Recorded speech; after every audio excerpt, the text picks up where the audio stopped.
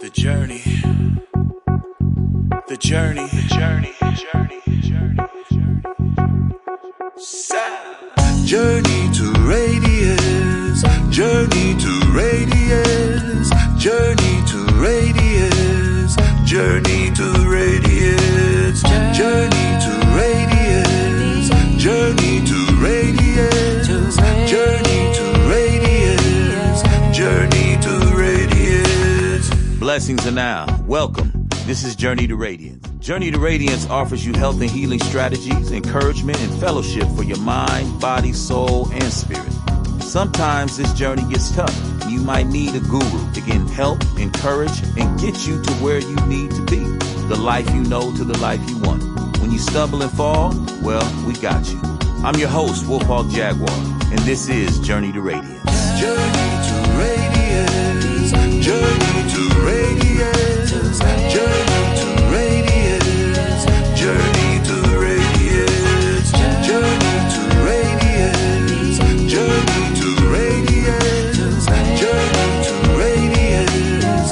Journey to Radiance. We are good to go, ladies and gentlemen. Blessings are now on a cold, rainy Oakland day. But have no fear, I assure you the journey is still nice. Believe it or not, we have an amazing, amazing show for you today. This is Journey to Radiance Black Panther.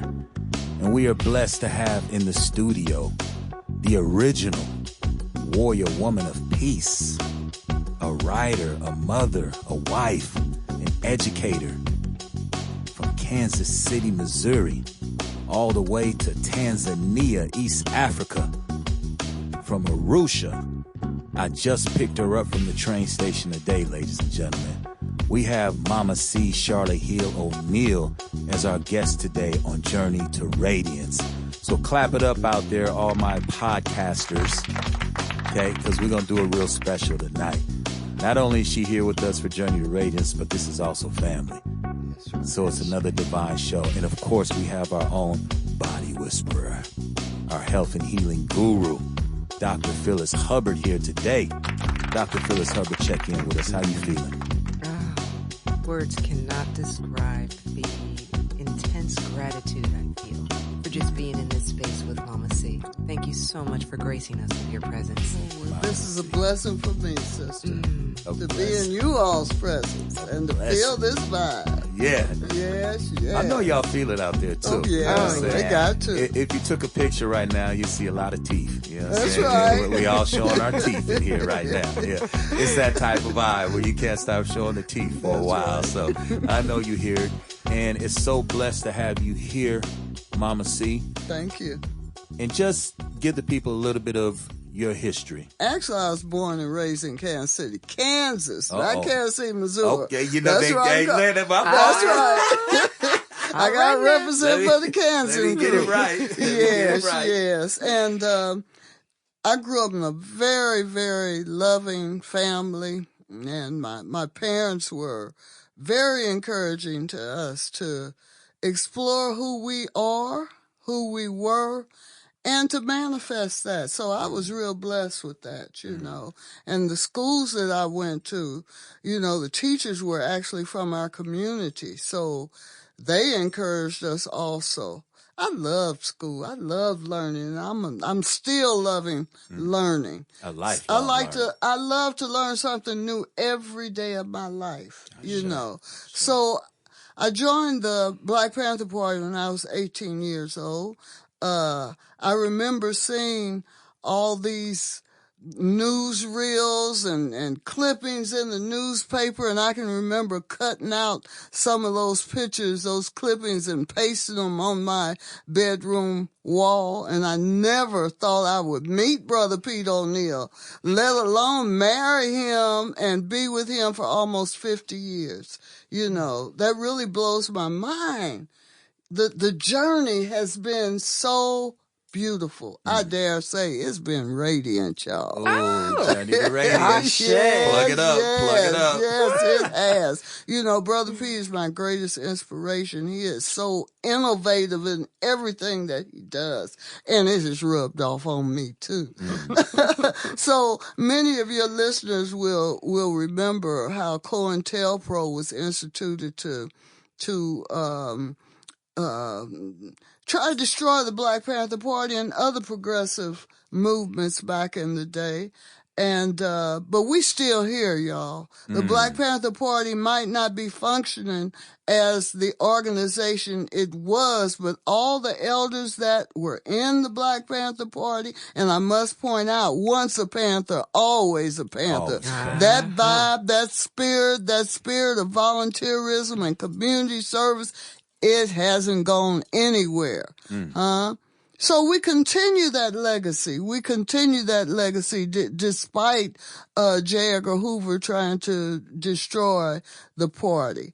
Many Panthers were targeted, especially Panther leaders, and were jailed, chose to go into exile, were even killed. So Brother Pete had been charged with carrying a gun across state lines. Now, this is a minor thing, but back in the day, they tried to do anything to get the brothers and sisters locked down. And he was convicted of that and received 4 years.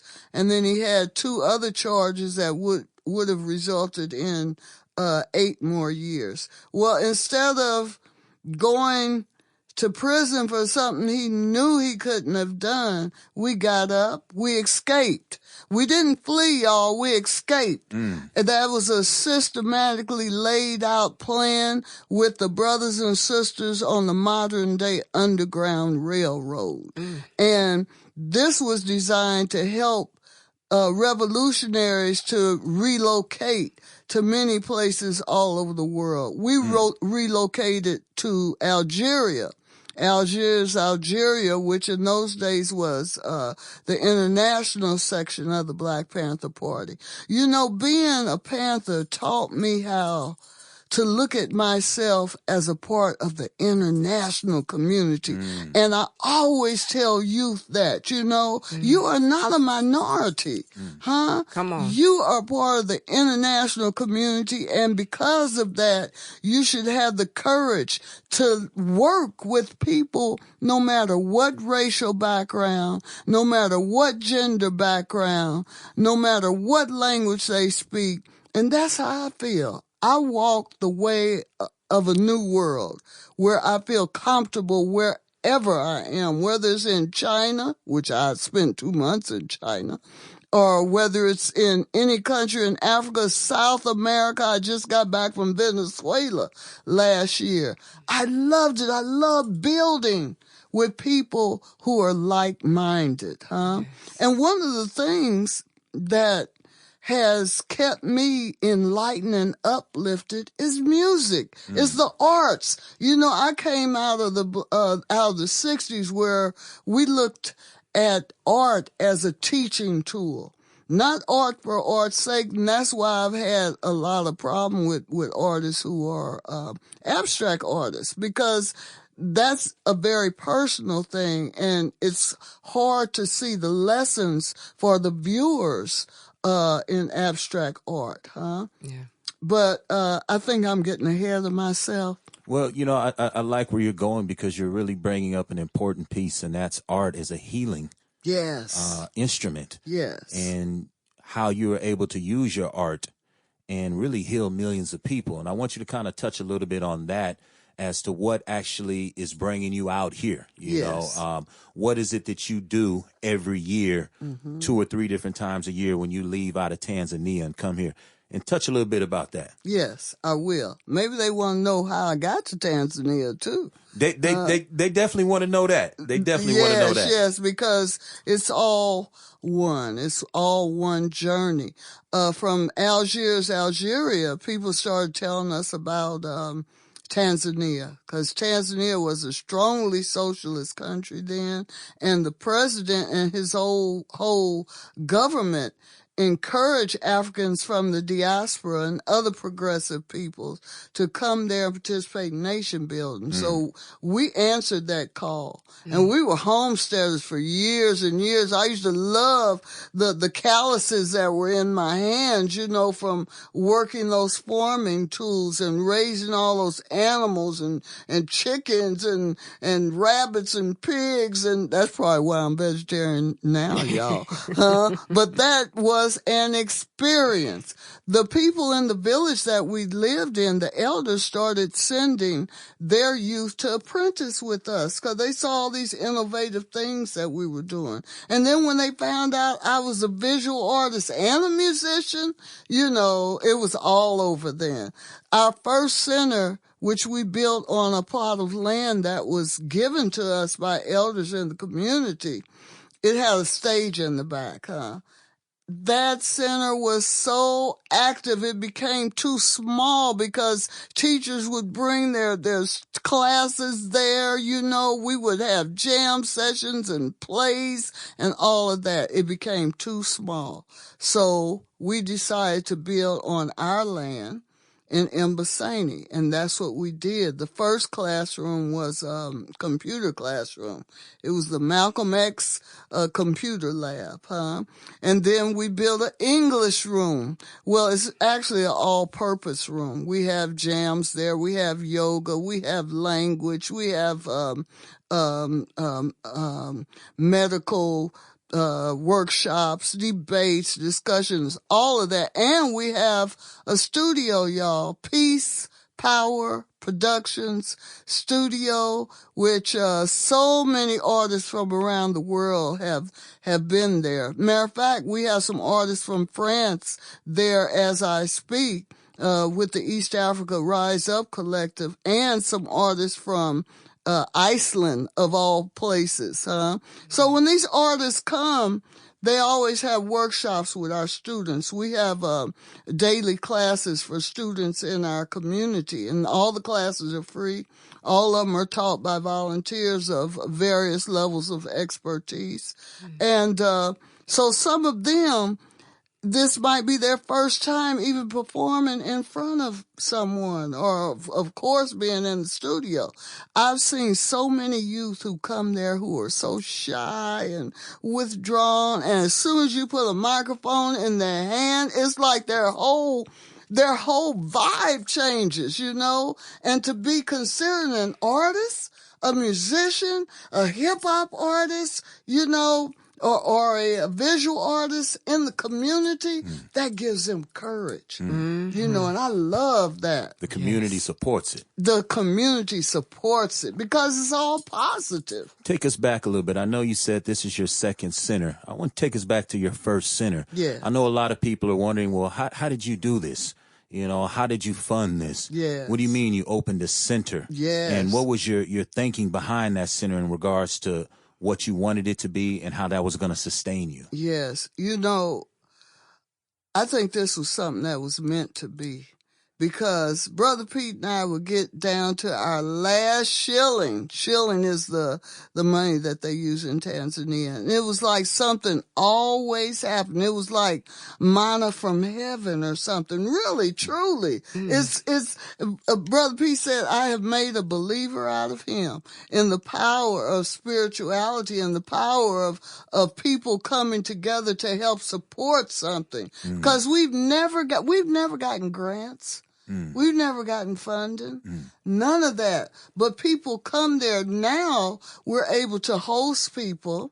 Somehow you're attracting it's true. What it is that you need to sustain yourself. How do you do that? Hey, brother. How do we tap into that power to where we can say, even when I'm down to my last shilling, you know, I'm still knowing that something is going to take care of it. It's true. To me, it's like a boomerang of love. You know, if you put that love out there, if you put positive intentions, if you honor the ancestors, you know, and the Orisha, it's going to come back to y'all. Even if you don't know anything about the Orisha or you haven't learned to bring honor to your ancestors, as long as you putting something good out. Some love. Some love. Yes. Some love. And our motto at UAACC, that's the United African Alliance Community Center, is sharing knowledge for community development. You know, and all that comes out of our background as Panthers. You know, that's what we would do.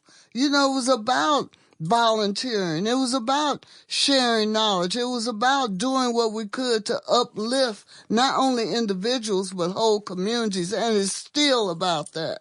And I love that you say that, because I know that one of the images they really push forward of the Panthers is of these gun-toting, rebels. Mm-hmm. And a lot of times the message of what the Panthers really stood for gets mixed up in the translation. It's very so I true. love how you brought that up, and how, no, the Panthers aren't over. You're still a Panther. That's right. That's right. And you still committed to those goals and to that foundation that the Panthers set in regards to how you're going to operate. Very much so. You know, as the center became more and more well known, professors in universities across America and other places wanted to bring study abroad students there.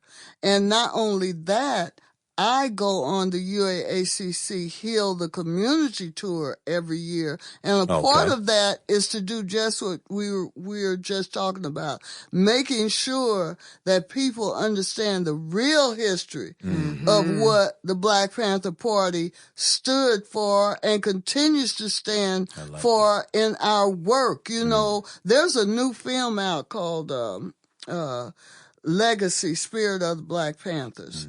And that's something that it focuses on, the fact that the legacy is still strong all the way in the foothills of Mount Meru there in Mbasani village in Tanzania. And I just love that. You know, even though Brother Pete is in exile, and he has been in exile since 1970, we always say that the fact that we've been able to carry on this work of the Black Panther Party there at UACC is the greatest revenge. It is. I'm telling you. They didn't stop that. 1970. Yes, he hasn't Your been. husband decided, instead of taking this trumped up gun charge, Yes. Right. that, in hindsight, like you're saying, wasn't nothing too big, but we understand what the implication was. Right. Decided that he was going to move his family Yes. to Africa. Yes. And has been there since 1970. That's right. And I know over that time there's been petitions and different things to,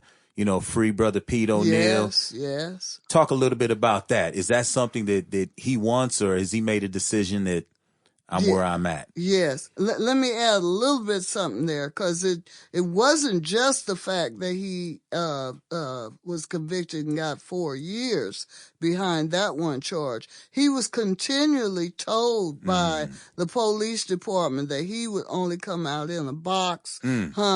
He had been shot. We're not sure who did it, but we figure it must have been police. It was like an ambush. So that was very real. And when you look at what had happened to Brother Fred Hampton, some of the other brothers and sisters who were assassinated, and the fact that once you were in, they would pile on the charges, and it would be like some of our comrades have been in there 40-something years, So it's a blessing that we decided to take advantage of the Underground Railroad. I forgot what your question was, my brother. No, you really answered it in regards to just his mind state when that charge came. Yes. And just even to this day. Yes. You're saying he hasn't came back to the States yet, but I know that there's been petitions and stuff to free him. Yes. I know you spoke to me about that before, just about how his mind state is around that. Yes, it's true. Actually, there's no statute of limitations on that charge. So if he came back, he would immediately go to prison. There have been many people in the community over the years who have drawn up these petitions, including Congressman Emmanuel Cleaver, who has witnessed the work at UAACC. But the thing Brother Pete said, he says, thank y'all, Asante Sana, for going through with trying to raise awareness, trying to get this charge wiped off the books. Dr. Paul Magnarella has been working on his case pro bono for years and years because he knows that this was a charge that Brother Pete wasn't good for, and he believes in justice. Brother Pete says in Kiswahili, you can say wacha tu. Leave that, because he is happier and more productive than he has ever been in his life. He says, focus on the political prisoners who are still locked down in America. Focus on that. He's cool. He's accepted his identity. He's not only accepted, yes, he has embraced it as I have, you know. And that identity, one of those pieces of that puzzle of what makes us who we are, is serving the people. The journey. The journey. The journey. The journey. The journey. Journey to radiance. Journey to radiance. Journey to radiance. Journey to radiance. Journey to radiance. Journey to radiance. Journey to radiance.